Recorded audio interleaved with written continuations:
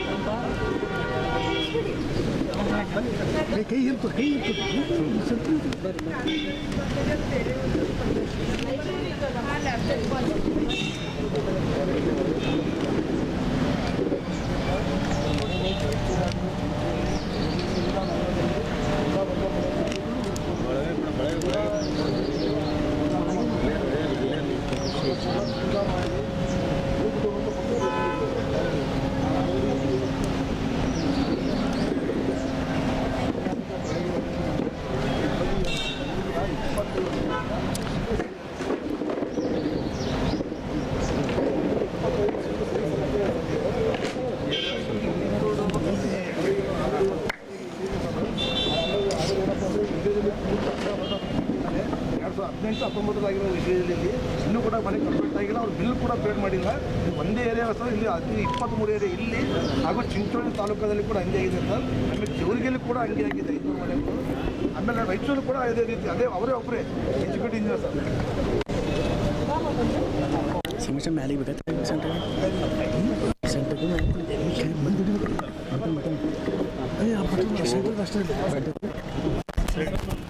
ಈ ಸಂದರ್ಭದಲ್ಲಿ ಕಲಬುರಗಿ ಜಿಲ್ಲಾ ಉಸ್ತುವಾರಿ ಸಚಿವರಾದ ಪ್ರಿಯಾಂಕ್ ಖರ್ಗೆ ಸೇರಿದಂತೆ ಅನೇಕ ಅಧಿಕಾರಿಗಳು ಉಪಸ್ಥಿತರಿದ್ದರು. ಸಿಎಂ ಸಿದ್ದರಾಮಯ್ಯ ಅವರು ಮಂಡಿಸಿರುವ ಬಜೆಟ್ ಐತಿಹಾಸಿಕ ಬಜೆಟ್ ಆಗಿದೆ ಎಂದು ಡಿಸಿಎಂ ಡಿಕೆ ಶಿವಕುಮಾರ್ ಹೇಳಿದರು.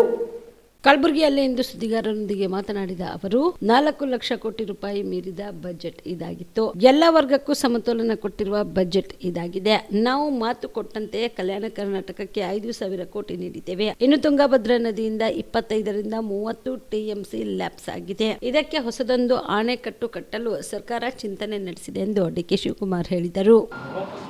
ನಮ್ಮ ಬಜೆಟ್ ಮುಖ್ಯಮಂತ್ರಿಗಳು ಕೊಟ್ಟಿದ್ದಾರೆ. ಬಹುಶಃ ಇದೊಂದು ಐತಿಹಾಸಿಕವಾದಂಥ ಬಜೆಟ್ಟು. 4 ಲಕ್ಷ ಕೋಟಿ ಮೀರಿ ಎಲ್ಲ ವರ್ಗಕ್ಕೂ ಕೂಡ ಅನುದಾನವನ್ನು, ಸಮತೋಲನ ಅನುದಾನವನ್ನು ಕೊಟ್ಟಿದ್ದಾರೆ. ನಾವೇನು ಚುನಾವಣಾ ಮುಂಚಿತವಾಗಿ ನಮ್ಮ ಕಲ್ಯಾಣ ಕರ್ನಾಟಕಕ್ಕೆ ನಾವು ಮಾತು ಕೊಟ್ಟಿದ್ದು 5,000 ಕೋಟಿ ರೂಪಾಯಿ ಕೊಡ್ತೇವೆ ಅಂತೇಳಿ. ಇವತ್ತು ಕೂಡ ಹೋದ ವರ್ಷವೂ ಕೊಟ್ಟಿದ್ದು, ಈ ವರ್ಷವೂ ಕೊಟ್ಟಿದ್ದೇವೆ, ಬಜೆಟ್ನಲ್ಲಿ ಇಟ್ಟಿದ್ದೇವೆ. ಅದರ ಅನುಗುಣವಾಗಿ ಈಗ ನಾವು ಹೋಗಿ ಸುಮಾರು 1,000ಕ್ಕೂ ಹೆಚ್ಚು ಕೋಟಿ ರೂಪಾಯಿ ರಸ್ತೆಯನ್ನು ಈಗ ಪ್ರಾರಂಭ ಮಾಡಲಿಕ್ಕೆ, ನಾವು ಶಂಕುಸ್ಥಾಪನೆ ಮಾಡಲಿಕ್ಕೆ ಈ ಗ್ರಾಮೀಣ ಪ್ರದೇಶದಲ್ಲಿ ಗುಲ್ಬರ್ಗದಲ್ಲಿ ಕಾರ್ಯಕ್ರಮ ಇಡೋದು ಬೇಡ ಅಂಥೇಳಿ ಈಗ ಜೇವರ್ಗಿಯಲ್ಲಿ ಕಾರ್ಯಕ್ರಮವನ್ನು ಇಟ್ಟಿದ್ದೇವೆ. ಸೊ ನೀರಾವರಿಗೂ ಕೂಡ ಸುಮಾರು 22,000 ಕೋಟಿ ರೂಪಾಯಿ ರೈತರ ಬದುಕಿಗೆ ಇನ್ನೂ ಹೆಚ್ಚಿಗೆ ಶಕ್ತಿ ತುಂಬಬೇಕು ಅಂಥೇಳಿ ಅದು ಮಾಡಿದ್ದೇವೆ. ಈ ಮಧ್ಯದಲ್ಲಿ ನಾನು ನಿಮ್ಮ ಕಲ್ಯಾಣ ಕರ್ನಾಟಕಕ್ಕೆ ಸಂಬಂಧಪಟ್ಟಂತೆ ಏನು ನಮ್ಮ ತುಂಗಭದ್ರಾ ಇದೆ, ಸುಮಾರು 25ರಿಂದ 30 TMC ನೀರು ಲ್ಯಾಪ್ಸ್ ಆಗ್ತಾಯಿದೆ. ಅದಕ್ಕೆ ನಾನು ಈಗಾಗಲೇ ಚಂದ್ರಬಾಬು ನಾಯ್ಡು ಅವ್ರನ್ನ ಟೈಮ್ ಕೇಳಿದ್ದೇನೆ. ಒಂದು ಆಲ್ಟರ್ನೇಟಿವ್ ಪ್ರಪೋಸಲ್ ಕೂಡ ನವಿಲೆ ಏನು ಅಣೆಕಟ್ಟದ ಬದಲಾಗಿ ಇನ್ನೊಂದು ಮಾಡ್ಬೋದು ಅನ್ನೋದು ಒಂದು ಟೆಕ್ನಿಕಲ್ ರಿಪೋರ್ಟ್ ಬಂದಿದೆ. ಅದಕ್ಕೆ ಈಗಾಗಲೇ ನಾನು ಚಂದ್ರಬಾಬು ನಾಯ್ಡು ಅವರಿಗೆ ಮತ್ತು ನಮ್ಮ ರೇವಂತ್ ರೆಡ್ಡಿ ಅವ್ರಿಗೆ ಇಬ್ಬರಿಗೂ ಕೂಡ ತಿಳಿಸಿದ್ದೇನೆ. ಅವರು ಈ ತಿಂಗಳಲ್ಲಿ ನನಗೆ ಟೈಮ್ ಕೊಡ್ತೀನಿ ಅಂತ ಹೇಳಿದ್ದಾರೆ. ಕೊಟ್ಟಾಗ ಈಗ ನಮ್ಮ ಆಫೀಸರ್ಸು, ಟೆಕ್ನಿಕಲ್ ಟೀಮು ಹೋಗಿ ನೋಡ್ತದೆ. ಕನ್ನಯ್ಯ ನಾಯ್ಡು ಅವ್ರ ಹತ್ರ ಕೂಡ ನಾವು ಈಗಾಗಲೇ ಮಾತುಕತೆ ಮಾಡಲಿಕ್ಕೆ ನಮ್ಮ ಅಧಿಕಾರಿಗಳಿಗೆ ಹೇಳಿದ್ದೇವೆ. ಯಾಕೆಂದರೆ ಅವರು ಚೀಫ್ ಮಿನಿಸ್ಟರ್ಗೆ ಟೆಕ್ನಿಕಲ್ ಅಡ್ವೈಸರ್ ಅವರು ಮಾತಾಡೋಕ್ಕೆ ಹೇಳಿದ್ದೇನೆ. ಸೊ ಅದು ಕೂಡ ಈ ಕಲ್ಯಾಣ ಕರ್ನಾಟಕಕ್ಕೆ ಸಂಬಂಧಪಟ್ಟಂಥ ಭಾಳ ಮಹತ್ವವಾದಂಥ ಒಂದು 25 TMC ನೀರನ್ನು ಉಳಿಸ್ಕೊಳ್ಳೋಂಥ ಒಂದು ಯೋಜನೆ, ಅದು ಕೂಡ ಈಗಾಗಲೇ ನಮ್ಮ ಸರ್ಕಾರ ಚಿಂತನೆ ಮಾಡ್ತಾಯಿದೆ. ಜೊತೆಗೆ ಆರೋಗ್ಯ ಇಲಾಖೆಯಲ್ಲೂ ಕೂಡ ಭಾಳ ವಿಶೇಷವಾಗಿ ಈ ಭಾಗದಲ್ಲಿ ಹಿಂದೆ ಏನಿತ್ತು, ಈಗ ಜನ ಕೂಡ ಹೈದ್ರಾಬಾದ್ಗೆ ಹೋಗೋದು, ಬೆಂಗಳೂರು ಬರೋದು ಕಡಿಮೆ ಆಗಿದೆ. ಇಲ್ಲೂ ಕೂಡ ಭಾಳ ಚೆನ್ನಾಗೇ ನಡೀತಾ ಇದೆ. ಶಿಕ್ಷಣ ಕ್ಷೇತ್ರದಲ್ಲೂ ಕೂಡ ಈಗ ನಾವು 500 ಹೊಸ ಮಾದರಿ ಶಾಲೆಗಳನ್ನು, ಕರ್ನಾಟಕ ಮಾದರಿ ಶಾಲೆಗಳನ್ನು, ಪಬ್ಲಿಕ್ ಸ್ಕೂಲ್ಸನ್ನು ಮಾಡಲಿಕ್ಕೆ ಈಗಾಗಲೇ ಹೊರಟಿದ್ದೇವೆ. CSR ಅಡಿಯಲ್ಲೂ ಕೂಡ ಶಾಲೆಗಳನ್ನು ತೆಗೆದುಕೊಳ್ಳಿಕ್ಕೆ, ವಿಶೇಷವಾಗಿ ಬರೀ ಗ್ರಾಮೀಣ ಪ್ರದೇಶದಲ್ಲಿ, ಟೌನ್ಗಳಲ್ಲ, ಪಂಚಾಯತಿ ಮಟ್ಟದಲ್ಲಿ ತೆಗೆದುಕೊಳ್ಳಿಕ್ಕೆ ಕೂಡ ಈಗಾಗಲೇ ಕಾರ್ಯಕ್ರಮಗಳನ್ನು ಕಲ್ಯಾಣ ಕರ್ನಾಟಕದ ರಸ್ತೆಗಳ ಅಭಿವೃದ್ಧಿಗೆ 1,000 ಕೋಟಿ ಖರ್ಚು ಮಾಡಲಾಗಿದೆ ಎಂದು ಕಲಬುರಗಿ ಜಿಲ್ಲಾ ಉಸ್ತುವಾರಿ ಸಚಿವ ಪ್ರಿಯಾಂಕ್ ಖರ್ಗೆ ಹೇಳಿದರು. ಕಲಬುರಗಿ ನಗರದ ಐವನ್ ಶಾಹಿ ಅತಿಥಿ ಗೃಹದಲ್ಲಿ ಸುದ್ದಿಗಾರರೊಂದಿಗೆ ಮಾತನಾಡಿದ ಅವರು, ಕಲ್ಯಾಣ ಕರ್ನಾಟಕದ ರಸ್ತೆಗಳ ಅಭಿವೃದ್ಧಿಗೆ 1,000 ಕೋಟಿ ರೂಪಾಯಿ ಖರ್ಚು ಮಾಡಲಾಗುತ್ತಿದೆ. ಇದರೊಂದಿಗೆ ಪ್ರಗತಿ ಪಥ ಯೋಜನೆ ಅಡಿ ಹೆಚ್ಚುವರಿಯಾಗಿ 1,000 ಕೋಟಿಯು ಕಲ್ಯಾಣ ಕರ್ನಾಟಕಕ್ಕೆ ಸಿಗಲಿದೆ ಎಂದು ಖರ್ಗೆ ಸ್ಪಷ್ಟಪಡಿಸಿದರು. 1,000 ಕೋಟಿ ರೂಪಾಯಿ ಕಲ್ಯಾಣ KKRDB ಇಂದ ಹೋಗ್ತಾ ಇದೆ, ಕರೆಕ್ಟಾ? ನನ್ನ ಇಲಾಖೆಯಿಂದ 5,000 ಕೋಟಿ ರೂಪಾಯಿನೂ ಕೊಡ್ತಾ ಇದೀವಲ್ಲ ಪ್ರಗತಿ ಪಥ. ಸೊ ನಮ್ಗೆ ಡಬಲ್ ಬೆನಿಫಿಟ್, ಪ್ರಗತಿ ಪಥ, ಕಲ್ಯಾಣ ಪಥ. ಪ್ರಗತಿ ಪಥದಲ್ಲಿ ಕಲ್ಯಾಣ ಪಥಕ್ಕೆ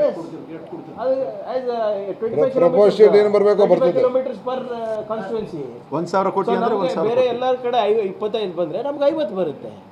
ಸೊ ದಯವಿಟ್ಟು ತಪ್ಪ. ಈಗ ಎಕ್ಸಾಂಪಲ್ಲು ಮೈಕ್ರೋ ಗ್ರಿಡ್ ಅಂತ ನಮ್ದ್ರಲ್ಲಿ ಬಂದಿದೆ.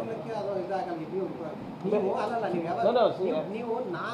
ಹೈದರಾಬಾದ್ ಕರ್ನಾಟಕ ಏರಿಯಾಕ್ಕೆ ನೀವು 25 ಕಿಲೋಮೀಟರ್ ಕೊಡ್ತಾ ಇದ್ದೀವಿ, 50 kilometre 75 kilometre is work to us. Exactly sir, that is what we are. ನಾವು ಡಬಲ್ ಮಾಡ್ತಾ ಇದೀವಲ್ಲ ನಮ್ಮ ಲೆಂತ್. ನೋಡಪ್ಪ, ನಮ್ಮ ಕಡೆ ಎಲ್ಲ ಜಗಳ ಮಾಡ್ತಾವ್ರೆ ಸರ್. ಒಂದೇ ನಿಮಿಷದಲ್ಲಿ ಹೇಳ್ತೀನಿ ಸರ್, ಒಂದೇ ನಿಮಿಷದಲ್ಲಿ ಹೇಳ್ತೀನಿ. ಅಲ್ಲ ಒಂದೇ ನಿಮಿಷ. ಈಗ ನೀವು ಮುಂದಕ್ಕೆ ಹೋಗ್ಬಿಟ್ಟಿದ್ರೆ ನಾವು ಹಿಂದಕ್ಕೆ ಕೊಂಡೋಗಿದ್ದೀವಿ. ಅಲ್ಲ ಸರ್, ಈಗ 1,000 ಕೋಟಿ ನಮಗೆ ಕಲ್ಯಾಣ ಕರ್ನಾಟಕ ಅಭಿವೃದ್ಧಿ ಮಂಡಳಿ ವತಿಯಿಂದ ಈ ಒಂದು ಕಲ್ಯಾಣ ಪಥಕ್ಕೆ ಏನು ಬಂದಿದೆ, ಪ್ರಗತಿ ಪಥದಲ್ಲೂ ಕೂಡ ಕನಿಷ್ಠ 1,000 ಕೋಟಿ ನಮ್ಗೆ ಬರ್ತದೆ. ಹಾಗಾದರೆ ನಮ್ಮ ಭಾಗದಲ್ಲಿ ಆಗಿರುವಂಥ 2,000 ಕನಿಷ್ಠ ಕೋಟಿ ನಮ್ಮ ಭಾಗದಲ್ಲಿ ಅಭಿವೃದ್ಧಿ. ನೀವು ಬೇರೆ ಬೇರೆಯಲ್ಲೂ ಇದ್ದೂ ಕೂಡ 1/3 ಇಲ್ಲ ಅಂದರೆ ಮ್ಯಾಕ್ಸಿಮಮ್ ಅರ್ಧ ಅನುದಾನ ತಾವು ಬೇರೆ ಬೇರೆ ರೀತಿಯಿಂದ ಇವಾಗ ಅಕ್ಷರ ಇದರಲ್ಲಿ ಆಗಿರ್ಬೋದು, ಆರೋಗ್ಯದಲ್ಲಿ ಆಗಿರ್ಬೋದು, ಉದ್ಯೋಗದಲ್ಲಿ ಆಗಿರಬಹುದು, ಮತ್ತು ಅಲ್ಪಸಂಖ್ಯಾತರಲ್ಲಿ ಆಗಿರ್ಬೋದು, ಎಲ್ಲ ಅರ್ಧ ಇದೆ. ಅಲ್ಲ ಅದು ಡಬಲ್ ಬರ್ತದೆ. 5,000 ಕೋಟಿ ಮೀರಿ ತಾವು ಅದು ನೋಡಿದ್ರೆ ಮೊನ್ನೆ ನಡೆದಿರುವಂಥ ಒಂದು ಕ್ಯಾಬಿನೆಟ್ ಮೀಟಿಂಗಲ್ಲಿ ಸುಮಾರು 11,720 ಕೋಟಿ ವೆಚ್ಚದಲ್ಲಿ ನಾವು ಭದ್ರಾಗಿದ್ದೀವಿ. ಈ 5,000 ಕೋಟಿ ಬಿಟ್ಟು ಅರ್ಧ ಇನ್ನು ಹೆಚ್ಚಿನ ದುಡ್ಡು ಬರ್ತಾ ಇದೆ ಅಂದರೆ ಸುಮಾರು 8,000 ಕೋಟಿ ತನಕ ಅಭಿವೃದ್ಧಿ ಪ್ರತಿ ವರ್ಷ ನಮ್ಮ ಭಾಗದಲ್ಲಿ ಆಗ್ತದೆ. ಆ ಒಂದು ರೀತಿಯಿಂದ ಅದೇ ಸಾಹೇಬರು DCM ಅವರು ಹೇಳ್ತಾ ಇದ್ದಾರೆ. ಶ್ರೀ ಜಗದ್ಗುರು ರೇಣುಕಾಚಾರ್ಯರ ಜಯಂತ್ಯುತ್ಸವ ಜಿಲ್ಲಾ ಸಮಿತಿ ವತಿಯಿಂದ ಪ್ರತಿ ವರ್ಷದಂತೆ ಈ ವರ್ಷವೂ ಕೂಡ ಅತ್ಯಂತ ಅದ್ದೂರಿಯಾಗಿ ಜಯಂತ್ಯುತ್ಸವವನ್ನು ಆಚರಿಸಲು ತೀರ್ಮಾನಿಸಲಾಗಿದೆ ಎಂದು ಕಲಬುರಗಿ ತಾಲೂಕಿನ ಶ್ರೀನಿವಾಸ ಅಡ್ಗಿಯ ಶ್ರೀ ಗುರು ಚಿಕ್ಕವೀರೇಶ್ವರ ಸಂಸ್ಥಾನ ಹಿರೇಮಠದ ಪೀಠಾಧಿಪತಿಗಳಾಗಿರುವ ಪ್ರಸ್ತುತ ಜಯಂತ್ಯೋತ್ಸವ ಸಮಿತಿಯ ಗೌರವ ಅಧ್ಯಕ್ಷರಾದ ಪೂಜ್ಯ ಶ್ರೀ ಶಟಸ್ಥಲ ಬ್ರಹ್ಮ ರೇವಣಸಿದ್ದ ಶಿವಾಚಾರ್ಯರು ತಿಳಿಸಿದರು.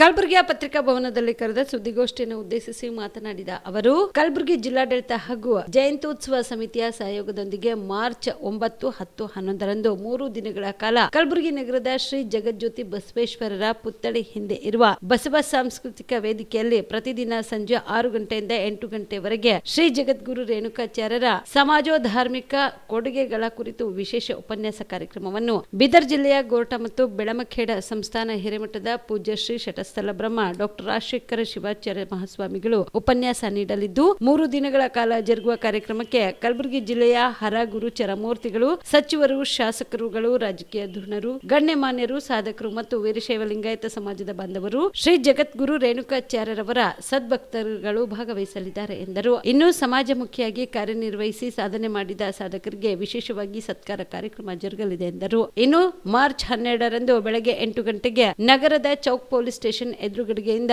ಶ್ರೀ ಜಗದ್ಗುರು ರೇಣುಕಾಚಾರ್ಯರ ಮೂರ್ತಿಯ ಭವ್ಯ ಮೆರವಣಿಗೆಗೆ ಪೂಜ್ಯ ಹವಾಮಲ್ಲಿನಾಥ ಮಹಾರಾಜರ ಉಪಸ್ಥಿತಿಯಲ್ಲಿ ಪೂಜ್ಯ ಲಿಂಗರಾಜಪ್ಪ ಅಪ್ಪ ಮೆರವಣಿಗೆಗೆ ಚಾಲನೆ ನೀಡಲಿದ್ದಾರೆ ಎಂದರು. ಕಲಬುರಗಿ ಮಹಾನಗರದಲ್ಲಿ ಆಯೋಜನೆ ಮಾಡಿರ್ತಕ್ಕಂಥ ಜಗದ್ಗುರು ರೇಣುಕಾಚಾರ್ಯರ ಜಯಂತಿ ಉತ್ಸವ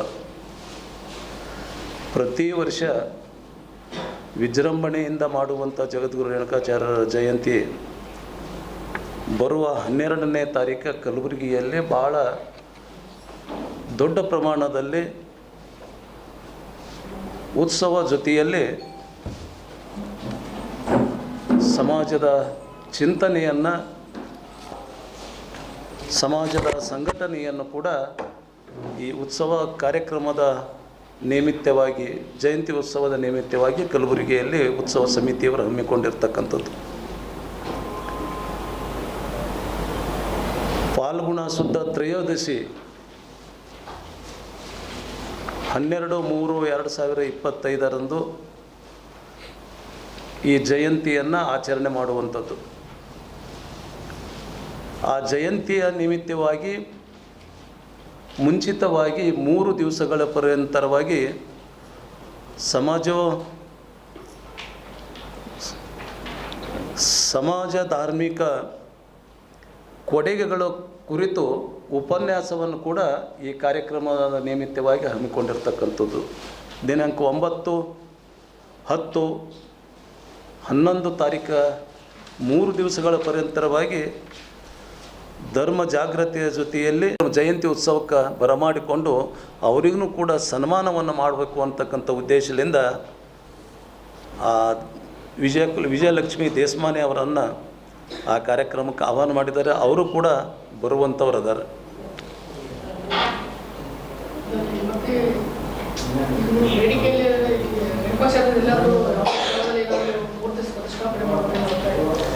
ಈಗಾಗಲೇ ನಾವು ಕಲಬುರಗಿ ಊರೊಳಗೆ ಒಂದು ರಸ್ತೆಗೆ ಜಗದ್ಗುರು ರೇಣುಕಾಚಾರ್ಯರ ಮಾರ್ಗ ಅಂತಕ್ಕಂಥದ್ದು ಹೆಸರಿಡಬೇಕಂತ ಈಗಾಗಲೇ ಪ್ರಸ್ತಾವನೆಯನ್ನು ಕಳಿಸಿವೆ ನಗರಸಭೆ, ನಗರ ಪಾಲಿಕೆಗೆ. ಕೆಲವೊಂದು ಕಾನೂನು ತೊಡಕಲಿಂದ ಅದನ್ನು ಸ್ವಲ್ಪ ವಿಳಂಬ ಆಗ್ತಾಯಿದೆ. ಈಗಾಗಲೇ ಅವರು ಆಶ್ವಾಸನೆ ಕೊಟ್ಟರೆ ಅದಕ್ಕೆ ನಾನು ಪರ್ಮಿಷನ್ ಕೊಡ್ತೀನಿ, ಮಾಡ್ತೀವಿ ಅಂತಕ್ಕಂಥ ಉದ್ದೇಶದಿಂದ ಅವರು ಆಶ್ವಾಸನೆ ಕೂಡ ಕೊಟ್ಟಾರೆ. ಅದರ ಜೊತೆಯಲ್ಲಿ ರೇಣುಕಾಚಾರ್ಯರ ಮಾರ್ಗನೂ ಕೂಡ ಮಾಡಬೇಕು ಅಂತಕ್ಕಂಥ ಉದ್ದೇಶ ಎಲ್ಲ ಸಮಿತಿಯವರಲ್ಲಿ, ಸಮಾಜದ ಎಲ್ಲ ಹಿರಿಯರ ವಿಚಾರ ಇದೆ. ಈ ಮಾರ್ಗಕ್ಕೆ ಜಗದ್ಗುರು ರೇಣುಕಾಚಾರ್ಯರು ಮಾರ್ಗ ಅಂತ ಬಂದ ಮೇಲೆ ಇಲ್ಲ, ನಾವು ಹುಮನಾಬಾದ ಈ ರೋಡಿಗೆ ಗಂಜ ಬಸ್ ಸ್ಟ್ಯಾಂಡಿಂದ ಹುಮನಾಬಾದ್ ರಿಂಗ್ ರೋಡ್ವರೆಗೆ ಆ ಮಾರ್ಗಕ್ಕೆ ಜಗದ್ಗುರು ರೇಣುಕಾಚಾರ್ಯರ ಮಾರ್ಗ ಅಂಥೇಳಿ ನಾಮಕರಣ ಮಾಡಬೇಕಂತ ನಾವು ಸುಮಾರು ಈಗ 2-3 ಸಲ ಎಲ್ಲ ಸಮಿತಿಯವರು ನಗರ ಪಾಲಿಕೆಗೆ ಒತ್ತಡ ಹಾಕಿದ್ದಾರೆ. ಅದಕ್ಕೆ ಅವ್ರ ಸ್ಪಂದನೆ ಕೂಡ ಒಳ್ಳೆಯ ಸ್ಪಂದನೆ ಸಿಕ್ಕಿದೆ. ಐಸಿಸಿ ಚಾಂಪಿಯನ್ ಟ್ರೋಫಿಯಲ್ಲಿ ಭಾರತ ಮತ್ತು ನ್ಯೂಜಿಲೆಂಡ್ ಫೈನಲ್ನಲ್ಲಿ ಮುಖಾಮುಖಿ ವಿಚಾರಕ್ಕೆ ಸಂಬಂಧಿಸಿದಂತೆ ಟೀಮ್ ಇಂಡಿಯಾ ಗೆದ್ದು ಬರಲಿದೆ ಎಂದು ಕೈಗಾರಿಕಾ ಸಚಿವ ಎಂಬಿ ಪಾಟೀಲ್ ವಿಶ್ವಾಸ ವ್ಯಕ್ತಪಡಿಸಿ ಟೀಮ್ ಇಂಡಿಯಾಗೆ ಶುಭ ಹಾರೈಸಿದರು. ವಿಜಯಪುರದಲ್ಲಿ ಸುದ್ದಿಗಾರರೊಂದಿಗೆ ಮಾತನಾಡಿದ ಅವರು, ಈ ಹಿಂದೆ ಸಹ ಪಾಕಿಸ್ತಾನದ ವಿರುದ್ಧ ಇಂಡಿಯಾ ಗೆಲ್ಲುತ್ತದೆ ಎಂಬ ಭವಿಷ್ಯ ನಡೆದಿದ್ವು. ಫೈನಲ್ನಲ್ಲಿ ಭಾರತ ತಂಡ ನಿಶ್ಚಿತವಾಗಿ ಗೆಲ್ಲುತ್ತದೆ. ಟೀಮ್ ಇಂಡಿಯಾ ಒಳ್ಳೆಯ ಪರ್ಫಾರ್ಮೆನ್ಸ್ ನಲ್ಲಿದೆ. ನ್ಯೂಜಿಲೆಂಡ್ ಸಹ ಉತ್ತಮ ಫಾರ್ಮ್ ನಲ್ಲಿ ಇದೆ. ಆದರೆ ಮೈದಾನದಲ್ಲಿ ಯಾರು ಯಾವ ರೀತಿ ಆಟ ಆಡುತ್ತಾರೆ ಅದರ ಮೇಲೆ ಸೋಲು ಗೆಲುವು ನಿರ್ಧಾರ ಆಗುತ್ತದೆ. ಭಾರತ ತಂಡ ಫೈನಲ್ ನಲ್ಲಿ ಜಯಗಳಿಸಲಿದೆ ಎಂದು ಸಚಿವ ಎಂಬಿ ಪಾಟೀಲ್ ಶುಭ ಕೋರಿದರು.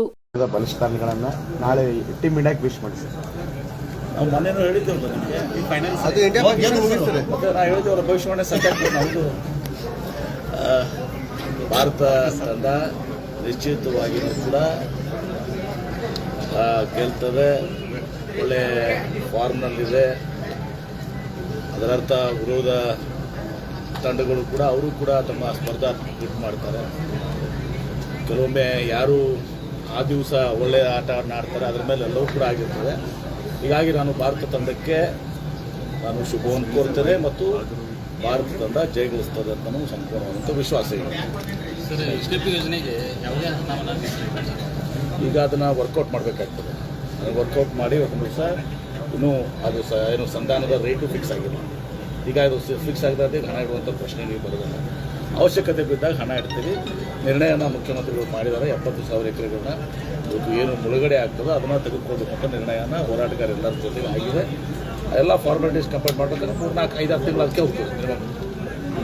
ಸರ್, ಈಗ ಕೃಷಿ JD ಅವರು ಅಧಿಕೃತವಾಗಿ ರಜೆಗಳನ್ನ ಹಾಕಿ ತಿಂಗಳಗಟ್ಟಲೆ ಕೊಡಲಿದ್ದು, ಇದ್ರ ಬಗ್ಗೆ ಗಮನಕ್ಕೆ ಬಂದಿದೆ. ಇದರಿಂದ ಏನಾಯಿತು ಅಂದರೆ ರೈತರು ಕೂಡ ಜಿಲ್ಲೆಯಲ್ಲಿ ಬರೋ ರೈತರಿಗೆ ಬರಬೇಕಾದಂಥ ಏನೋ ಒಂದು ಬೆಳೆ ಹಾನಿ ಅನುದಾನ ಇತ್ತು, ಅದು ಕೂಡ ಹಿನ್ನಡೆ ಆಯಿತು. ನೋಡೋ ಅದನ್ನು ಎಲ್ಲನೂ ಕೂಡ ನಾನು ಈಗಾಗಲೇ KDP ಚರ್ಚೆ ಮಾಡಿದ್ದೀನಿ, ಈಗ ಮನೆಯೂ ಕೂಡ ಹೇಳಿದ್ದೀನಿ. ಅವರಿಂದ ಏನಾದರೂ ತಪ್ಪಾಗಿದ್ದರೆ ಅವ್ರು ನಿರ್ದಾಕ್ಷಿಣ್ಯವಾಗಿ ಕ್ರಮ ಕೈಗೊಳ್ತೀವಿ. ಕೆಲವೊಂದು ನನಗೆ ಬೇರೆ ಬೇರೆ ಮಾಹಿತಿಗಳಿದ್ದಾವೆ. ಕೆಲವೊಂದು ಜಿಲ್ಲೆ ಅಲ್ಲಿಯ ಮಾನದಂಡಗಳು, ಇಲ್ಲಿ ಮಾನದಂಡಗಳು ಬೇರೆ ಇತ್ತು, ಅಲ್ಲಿಯ ಸಿಚುವೇಶನ್ ಬೇರೆ ಇತ್ತು, ಇಲ್ಲಿನ ಸಿಚುವೇಶನ್ ಬೇರೆ ಇತ್ತು ಅಂತ ಹೇಳಿ ಅದು ಯಾವುದಕ್ಕೂ ಕೂಡ ಅದರಲ್ಲೇನು ಮುಚ್ಚಿ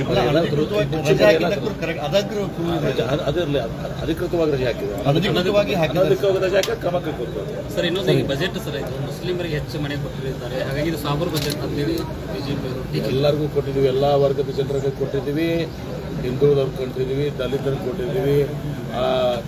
2A ಎಷ್ಟು ಜಾತಿ ಬರ್ತದೆ. Shashi on spot news Vijayapura. ಮೇವು ಸಾಗಾಟ ಮಾಡುತ್ತಿದ್ದ ಟ್ರ್ಯಾಕ್ಟರ್ಗೆ ವಿದ್ಯುತ್ ತಂತಿ ತಗುಲಿದ ಪರಿಣಾಮ ಮೇವು ಮತ್ತು ಟ್ರೈಲರ್ ಹೊತ್ತಿ ಉರಿದ ಘಟನೆ ವಿಜಯಪುರ ಜಿಲ್ಲೆಯ ತ್ರಿಕುಟ ತಾಲೂಕಿನ ಅತಲಟ್ಟಿ ಗ್ರಾಮದಲ್ಲಿ ನಡೆದಿದೆ. ಬೆಂಕಿ ಹತ್ತುತ್ತಿದ್ದಂತೆ ಟ್ರೈಲರ್ನಿಂದ ಟ್ರ್ಯಾಕ್ಟರ್ ಇಂಜಿನ್ ಬೇರ್ಪಡಿಸಿದ್ದಾನೆ. ಆಗ ಮೇವು ಸಹಿತ ಟ್ರೈಲರ್ ಹತ್ತಿ ಉರಿದಿದೆ. ಬಾಳು ಬೂದನೂರ್ ಎಂಬುವರಿಗೆ ಸೇರಿದ ಟ್ರ್ಯಾಕ್ಟರ್ ಹಾಗೂ ಮೇವು ಅತಲಟ್ಟಿ ಗ್ರಾಮದಿಂದ ಯತ್ನಾಳ ಗ್ರಾಮಕ್ಕೆ ಮೇವು ತೆಗೆದುಕೊಂಡು ಹೋಗುತ್ತಿದ್ದ ವೇಳೆಯಲ್ಲಿ ಈ ಅವಘಡ ಸಂಭವಿಸಿದೆ. ಇನ್ನು ಸ್ಥಳಕ್ಕೆ ಅಗ್ನಿಶಾಮಕ ಸಿಬ್ಬಂದಿ ಆಗಮಿಸಿ ಬೆಂಕಿ ಬೇರೆಡೆ ವ್ಯಾಪಿಸದಂತೆ ಕ್ರಮ ಕೈಗೊಂಡರು. ತ್ರಿಕೋಟ ಪೊಲೀಸ್ ಠಾಣಾ ವ್ಯಾಪ್ತಿಯಲ್ಲಿ ಈ ಘಟನೆ ನಡೆದಿದೆ. ಹಣ ಮತ್ತೆ 3,000 ತೋತಾನಿಂದ ತೋತಾನ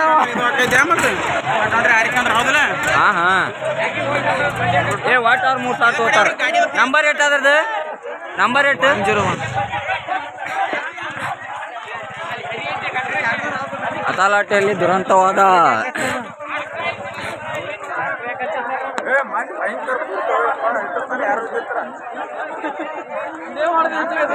ಹೌದು ಮತ್ತ ವಿಡಿಯೋ ಮಾಡ್ಬೇಕಲ್ಲ.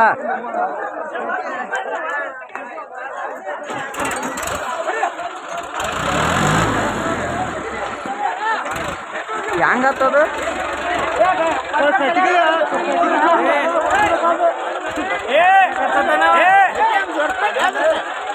ಬರ್ಬಿಡಂಗಿಲ್ಲ ನಾನು.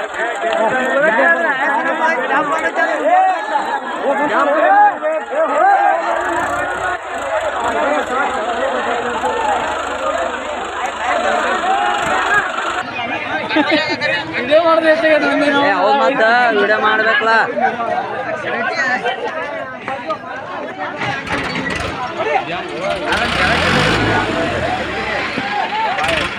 ಹೆಂಗತ್ತದ?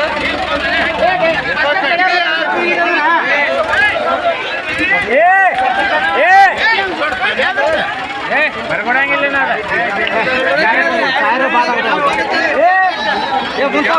Shashi on spot news Vijayapura. ಐತಿಹಾಸಿಕ ಬಜೆಟ್ ಸಿದ್ದರಾಮಯ್ಯನವರು ಮಂಡಿಸಿದ್ದಾರೆ. ಅಭಿವೃದ್ಧಿ ಪೂರ್ವಕ ಮತ್ತು ಆಶಾದಾಯಕವಾದ ಬಜೆಟ್ ಇದಾಗಿದೆ ಎಂದು ಸಚಿವ ಈಶ್ವರ್ ಖಂಡ್ರೆ ಹೇಳಿದರು. ಬೀದರ್ನಲ್ಲಿ ಸುದ್ದಿಗಾರರೊಂದಿಗೆ ಮಾತನಾಡಿದ ಅವರು, ರಾಜ್ಯದ ಸರ್ವಾಂಗೀಣ ಅಭಿವೃದ್ಧಿಗಾಗಿ 4,09,000 ಕೋಟಿ ರೂಪಾಯಿ ಗಾತ್ರದ ಬಜೆಟ್ ವಿನಿಯೋಗಿಸಲಾಗಿದೆ. ಕಲ್ಯಾಣ ಕರ್ನಾಟಕಕ್ಕೆ ಹೆಚ್ಚಿನ ಆದ್ಯತೆ ಕೊಡಲಾಗಿದೆ. ಕೊಟ್ಟ ಮಾತಿನಂತೆ 5,000 ಕೋಟಿ ಮೀಸಲಿಡಲಾಗಿದೆ. ಬೀದರ್ ನಾಗರಿಕ ವಿಮಾನಯಾನ ಆರಂಭ ಆಗುತ್ತಿದೆ. ಜಿಲ್ಲಾಡಳಿತ ಸಂಕೀರ್ಣಕ್ಕೆ ಟೆಂಡರ್ ಕರೆಯಲಾಗುತ್ತಿದೆ ಎಂದರು. ಇನ್ನು ಜಿಲ್ಲಾ ಆಸ್ಪತ್ರೆಯಲ್ಲಿನ ಖ್ಯಾತ ಲ್ಯಾಬ್ 1 ತಿಂಗಳ ಒಳಗಾಗಿ ಆರಂಭಿಸುತ್ತೇವೆ. ಕ್ಯಾನ್ಸರ್ ಪತ್ತೆ ವಿಭಾಗಕ್ಕೆ ಅಗತ್ಯ ಅನುದಾನ ಕೊಡುವ ಬಗ್ಗೆ ಸಿಎಂ ಘೋಷಿಸಿದ್ದಾರೆ ಎಂದರು. ಐತಿಹಾಸಿಕವಾದಂಥ ಒಂದು ಬಜೆಟ್ ಅನ್ನು ನಮ್ಮೆಲ್ಲರ ನೆಚ್ಚಿನ ನಾಯಕರಾದಂಥ ಮಾನ್ಯ ಸಿದ್ದರಾಮಯ್ಯಜಿಯವರು ಮಂಡನೆ ಮಾಡಿದ್ದಾರೆ. ಇವತ್ತು ಸ್ವೀಟ್ 16 ಬಜೆಟ್ ಅಂತ ನಾನು ನಿನ್ನೆ ಹೇಳಿದ್ದೇನೆ. ಅಭಿವೃದ್ಧಿಗೆ ಪೂರಕವಾದಂಥ ಒಂದು ಬಜೆಟ್ ಇದು. ಇವತ್ತು ಆಶಾದಾಯಕವಾದಂಥ ಒಂದು ಬಜೆಟ್. 4,09,000 ಕೋಟಿ ರೂಪಾಯಿ ಇವತ್ತು ಈ ರಾಜ್ಯದ ಸರ್ವಾಂಗೀಣ ಅಭಿವೃದ್ಧಿಗಾಗಿ ಇವತ್ತು ಇದನ್ನು ವಿನಿಯೋಗಿಸುವಂಥ ಒಂದು ಬಜೆಟ್. ಕಲ್ಯಾಣ ಕರ್ನಾಟಕಕ್ಕೆ ಹೆಚ್ಚಿನ ಒಂದು ಆದ್ಯತೆಯನ್ನು ಕೊಡಲಾಗಿದೆ. ಕೊಟ್ಟ ಮಾತಿನಂತೆ 5,000 ಕೋಟಿ ರೂಪಾಯಿ ಕಲ್ಯಾಣ ಕರ್ನಾಟಕಕ್ಕೆ ಮೀಸಲಿಡಲಾಗಿದೆ. ಆರೋಗ್ಯ ಕ್ಷೇತ್ರದಲ್ಲಿ ಇವತ್ತು ಆರೋಗ್ಯದ ಸೂಚ್ಯಂಕ ಈ ಭಾಗದಲ್ಲಿ ಹೆಚ್ಚಿಗೆ ಆಗಬೇಕು ಅಂತ ಸುಮಾರು 900 ಕೋಟಿ ರೂಪಾಯಿ ಅದಕ್ಕೆ ಮೀಸಲಿಡಲಾಗಿದೆ. ಇವತ್ತು ಬೀದರ್ನಲ್ಲಿ ಈಗಾಗಲೇ ನೋಡ್ತಾ ಇದ್ದೀರಿ, ನಮ್ಮದು ನಾಗರಿಕ ವಿಮಾನಯಾನ ಪ್ರಾರಂಭ ಆಗ್ತಾ ಇದೆ. ಜಿಲ್ಲಾ ಸಂಕೀರ್ಣ ಕಟ್ಟಡಕ್ಕೆ ಟೆಂಡರ್ ಕರೆಯಲಾಗ್ತಾ ಇದೆ. ನೀರಾವರಿ ಯೋಜನೆಗಳು ಪೂರ್ತಿ ಮಾಡಲಿಕ್ಕೆ ಅದಕ್ಕೆ ಟೆಂಡರ್ ಕರೆದಿದ್ದೇವೆ. ಹಾಗೆ ಇವತ್ತು ಆಸ್ಪತ್ರೆಯಲ್ಲಿ ಕ್ಯಾತ್ ಲ್ಯಾಬ್ 1 ತಿಂಗಳ ಒಳಗಾಗಿ ಅದನ್ನು ಉದ್ಘಾಟನೆ ಮಾಡಿ ಪ್ರಾರಂಭ ಮಾಡ್ತಾ ಇದ್ದೇವೆ. ಕ್ಯಾನ್ಸರ್ ಪತ್ತೆ ಹಚ್ಚುವಂಥದ್ದಕ್ಕೆ ಇವತ್ತೇನು ವ್ಯವಸ್ಥೆ ಮಾಡಬೇಕಾಗಿದೆ ಅದಕ್ಕೆ ಅನುದಾನ ಮಾನ್ಯ ಮುಖ್ಯಮಂತ್ರಿಗಳು ಇವತ್ತು ಕೊಡ್ತೀವಿ ಅನ್ನುವಂಥದ್ದು ಘೋಷಣೆಯನ್ನು ಮಾಡಿದ್ದಾರೆ. ಅನುಭವ ಮಂಟಪ ಪೂರ್ತಿ ಮಾಡ್ತೀವಿ ಅನ್ನುವಂಥ ಘೋಷಣೆಯನ್ನು ಮಾಡಿದ್ದೇವೆ. ಹಲವಾರು ಯೋಜನೆಗಳು ಹಲವಾರು ಕಾರ್ಯಕ್ರಮಗಳು ನಡೀತಾ ಇದೆ. ಈ ಬರುವಂಥ ಒಂದು ವರ್ಷದಲ್ಲಿ ಜನ ನಿರೀಕ್ಷೆಗೆ ತಕ್ಕಂತೆ ಈ ಭಾಗದ ಅಭಿವೃದ್ಧಿಯನ್ನು ಮಾಡ್ತೇವೆ. ಶಾಲಾ ಮಕ್ಕಳಿಗೆ ಬಾಳೆಹಣ್ಣು ಕೊಡುವಂಥದ್ದು, ಶಾಲಾ ಮಕ್ಕಳಿಗೆ ಬಟ್ಟೆ ಕೊಡುವಂಥದ್ದು, ಅವರಿಗೆ ಇವತ್ತು ಆರೋಗ್ಯದ ದೃಷ್ಟಿಯಿಂದ ಸದೃಢ ಕರ್ನಾಟಕ ನಿರ್ಮಾಣ ಮಾಡಲಿಕ್ಕೆ ಪೂರಕವಾಗ್ತದೆ. 8,000 ಕೋಟಿ ರೂಪಾಯಿ ಇಡೀ ಎಲ್ಲ ಕ್ಷೇತ್ರಗಳ ಅಭಿವೃದ್ಧಿಗಾಗಿ, ಮೂಲಸೌಕರ್ಯಗಳಿಗಾಗಿ ಅದಕ್ಕೆ ವಿನಿಯೋಗ ಮಾಡಲಾಗ್ತಾ ಇದೆ. ಹೀಗಾಗಿ ಇದು ಒಂದು ಅತ್ಯಂತ ಉಪಯುಕ್ತವಾದಂಥ ಒಂದು ಅಭಿವೃದ್ಧಿ. ಪಂಚಾಯಿತಿಯಿಂದ ಪಾರ್ಲಿಮೆಂಟ್ವರೆಗೂ ಹೆಣ್ಣು ಮಕ್ಕಳಿಗೆ ಮೀಸಲಾತಿ ಕಲ್ಪಿಸಿದೆ. ಮುಂದಿನ ದಿನದಲ್ಲಿ ವಿಧಾನಸಭಾ ಮತ್ತು ಲೋಕಸಭೆಯಲ್ಲಿ ಮಹಿಳೆಯರಿಗೆ 33% ಮೀಸಲಾತಿ ಸಿಗುವುದು ಶತಸಿದ್ಧ. ಅಧಿಕಾರ ಚಲಾಯಿಸಲು ನೀವು ಸಿದ್ಧರಾಗಿರಿ ಎಂದು ರಾಜ್ಯದ ಉಪಮುಖ್ಯಮಂತ್ರಿ ಡಿಕೆ ಶಿವಕುಮಾರ್ ಮಹಿಳೆಯರಿಗೆ ಕರೆ ನೀಡಿದರು. ಕಲಬುರಗಿಯ ಪಿಡಿಎ ಕಾಲೇಜಿನ ಸಭಾಂಗಣದಲ್ಲಿ ಇಂದು ಜಿಲ್ಲಾಡಳಿತ, ಜಿಲ್ಲಾ ಪಂಚಾಯತ್, ಮಹಿಳಾ ಮತ್ತು ಮಕ್ಕಳ ಅಭಿವೃದ್ಧಿ ಇಲಾಖೆ ಹಾಗೂ ಜಿಲ್ಲಾ ಮಹಿಳಾ ಸಬಲೀಕರಣ ಘಟಕ ಇವುಗಳ ಸಂಯುಕ್ತಾಶ್ರಯದಲ್ಲಿ ಆಯೋಜಿಸಿದ ಅಂತಾರಾಷ್ಟ್ರೀಯ ಮಹಿಳಾ ದಿನಾಚರಣೆ ಕಾರ್ಯಕ್ರಮವನ್ನು ಉದ್ಘಾಟಿಸಿ ಮಾತನಾಡಿದ ಅವರು, ಪ್ರಜಾಪ್ರಭುತ್ವದ ವ್ಯವಸ್ಥೆಯಲ್ಲಿ ಮಹಿಳೆಯರ ಉನ್ನತಿಯನ್ನು ತಡೆಯಲು ಯಾರಿಂದಲೂ ಸಾಧ್ಯವಿಲ್ಲ ಎಂದರು. ಹೆಣ್ಣನ್ನು ತಾಯಿಗೆ ಮತ್ತು ಭೂಮಿಗೆ ಹೋಲಿಸಿ ಗೌರವ ನೀಡುವ ಸಂಸ್ಕೃತಿ ನಮ್ಮದಾಗಿದೆ. ಹೆಣ್ಣು ಬೆಳೆದರೆ ಸಮಾಜ ಬೆಳೆಯುತ್ತದೆ ಎಂಬ ನಂಬಿಕೆಯಿಂದಲೇ ಮಹಿಳಾ ಕೇಂದ್ರೀಕೃತವಾಗಿ ಆರ್ಥಿಕ ಶಕ್ತಿ ತುಂಬುವ ಪಂಚ ಗ್ಯಾರಂಟಿ ಯೋಜನೆಗಳನ್ನು ಜಾರಿ ತರಲಾಗಿದೆ. ನುಡಿದಂತೆ ನಡೆದ ಸರ್ಕಾರ ನಮ್ಮದು ಎಂದು ಅವರು, ಹೆಣ್ಣು ಬೆಳೆಸಿದರೆ ಒಂದು ಕುಟುಂಬ ಬೆಳೆದಂತೆ ಎಂದರು.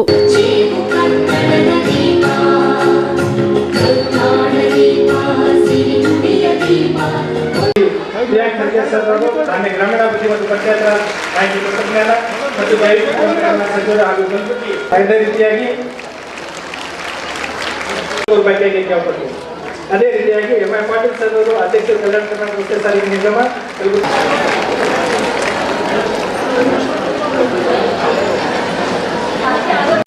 ಶ್ರೀಮತಿ ಶರಣಮ್ಮ ಅಂಗಡಿಯವರು ಬರಬೇಕು. ಅತ್ಯುತ್ತಮ ಅಂಗನವಾಡಿ ಕಾರ್ಯಕರ್ತೆ, ಉತ್ತಮ ಸಹಾಯಕಿ ಶ್ರೀಮತಿ ಶಕುಂತಲಾ ಹೊಸ್ಮನಿಯವರು ಬರಬೇಕು. ಉತ್ತಮ ಮೇಲ್ವಿಚಾರಕಿ ಶ್ರೀಮತಿ ಕವಿತಾ ಪಾಟೀಲ್ ಅವರು ಬಂದು ಸನ್ಮಾನವನ್ನು ಸ್ವೀಕರಿಸಬೇಕು.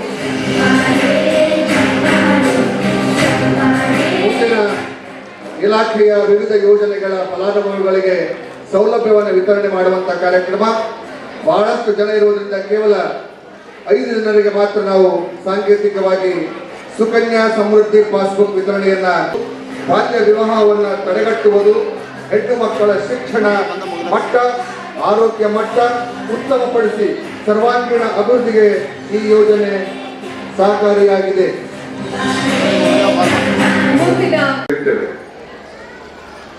ಈ ನಾಡಿನ ದೇವತೆ ಚಾಮುಂಡೇಶ್ವರಿ, ಕರ್ನಾಟಕದ ದೇವತೆ ಭುವನೇಶ್ವರಿ. ಇದು ನಮ್ಮ ಭೂಮಿಗೆ ಮಾತೃಭೂಮಿ ಅಂತ ಕರಿತೀವಿ. ಬ್ರಿಟಿಷರು ನಮ್ಮ ದೇಶವನ್ನ ಬಿಟ್ಟು ಹೋಗೋ ಕೂಡ ನಮ್ಮ ಎಲ್ಲ ಮಕ್ಕಳನ್ನ ಶಾಲೆಗೆ ಸೇರಿಸ್ಬೇಕಾದ್ರೆ ತಂದೆ ಭಾಷೆ ಏನು ಅಂತ ಕೇಳಲಿಲ್ಲ, ಮಾತೃಭಾಷೆ ಯಾವುದು ಅಂತ ಅಂದ್ಬಿಟ್ಟು ನಾವು ಸ್ಕೂಲಲ್ಲಿ ಬರ್ಸ್ಕೊಳ್ತೇವೆ.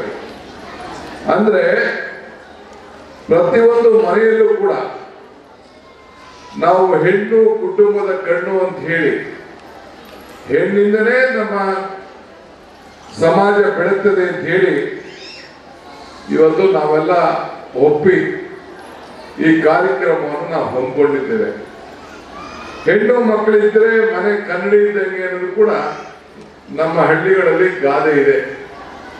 ಹಂಗೆ ನಮ್ಮ ಸರ್ಕಾರ, ನಾನು ಅಧಿಕಾರ ತೆಗೆದುಕೊಂಡ ದಿನದಿಂದ ಇಲ್ಲಿವರೆಗೂ ಕೂಡ ನಮ್ಮ ಸರ್ಕಾರ ಅತಿ ಹೆಚ್ಚು ಮಹಿಳೆಯರಿಗೆ ಒತ್ತನ್ನು ಕೊಟ್ಟು, ಹೆಣ್ಣು ಬೆಳೆದ್ರೆ ಸಮಾಜ ಮತ್ತು ಕುಟುಂಬ ಎರಡೂ ಬೆಳೀತದೆ ಅಂತ ಹೇಳಿ 5 ಗ್ಯಾರಂಟಿಗಳಲ್ಲಿ. ಈ ಸಂದರ್ಭದಲ್ಲಿ ಶಾಸಕರಾದ ಅಲ್ಲಂ ಪ್ರಭು ಪಾಟೀಲ್, ಜಿಲ್ಲಾ ಉಸ್ತುವಾರಿ ಸಚಿವ ಪ್ರಿಯಾಂಕ್ ಖರ್ಗೆ, ಸಚಿವ ರಹೀಂ ಖಾನ್, ಶಾಸಕರಾದ ಅಜಯ್ ಸಿಂಗ್, ಬಿಆರ್ ಪಾಟೀಲ್, ಎಂವೈ ಪಾಟೀಲ್, ಮಾಜಿ ಸಚಿವ ಬಾಬುರಾವ್ ಚಿಂಚನ್ಸೂರ್ ಸೇರಿದಂತೆ ಅನೇಕರು ಭಾಗಿಯಾಗಿದ್ದರು. ಇವಿಷ್ಟು ಈವರೆಗಿನ ಸುದ್ದಿಗಳು. ಹೀಗೆ ನೋಡ್ತಾ ಇರಿ ಆನ್ ಸ್ಪಾಟ್ ನ್ಯೂಸ್. ಇದು ಕ್ಷಿಪ್ರ, ನಿಖರ, ನೇರ.